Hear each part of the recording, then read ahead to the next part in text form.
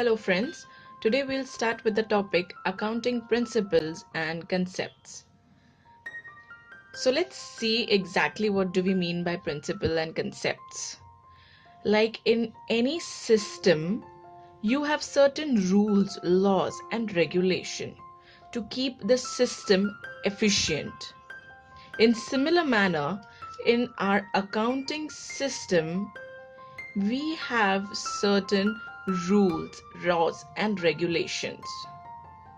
Now, these rules, laws, and regulation are nothing but accounting principle and concepts. And these principle and concepts help the accounting system to be efficient so that a person can make decision regarding their businesses based on the accounting system. So let's learn a few concepts. The first concept is business entity concept. Now, what is this business entity concept? Now, this concept states that every business is different from the business owner.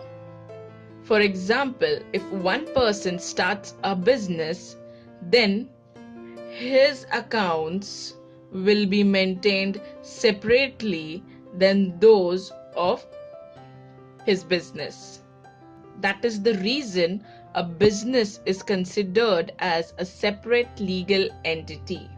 Let's take an example to understand this concept properly. Mr. X of XYZ Limited had traveling expense of rupees 10,000. Now, from this 10,000, he utilized 6,000 for his business trip and the rest 4,000 were utilized for family trip. Now, this 4,000 was used for personal use. Personal use will be accounted differently.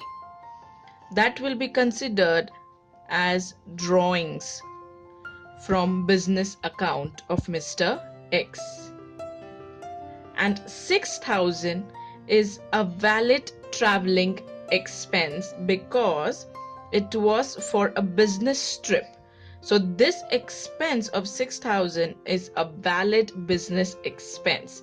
This will be accounted under XYZ Limited as a business expense, and expense of 4,000 will be accounted under XYZ Limited as drawings because it was for owner's personal use.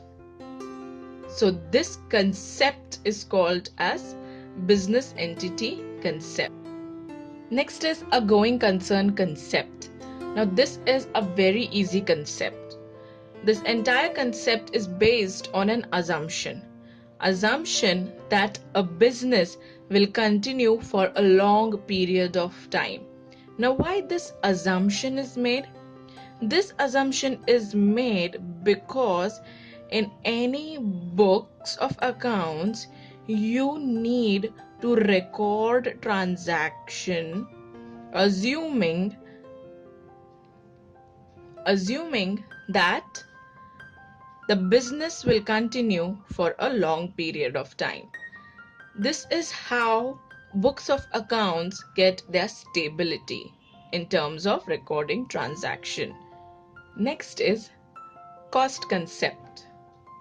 This concept states that an asset when purchased should be recorded at either the price paid to acquire or price paid to produce the asset. That will be considered as cost in the books of accounts. For example, ABC Limited acquired a machine. Now, this machine was purchased for a price of 5 lakh, but its market value is 7 lakh. That is, In 2017, the machine was purchased for 5 lakh rupees. And now if I'm supposed to sell this machine in 2018, the cost or the value of the machine in the market will be 7 lakh. That is, I might stand a fair chance to get 7 lakh rupees as the value for my machine.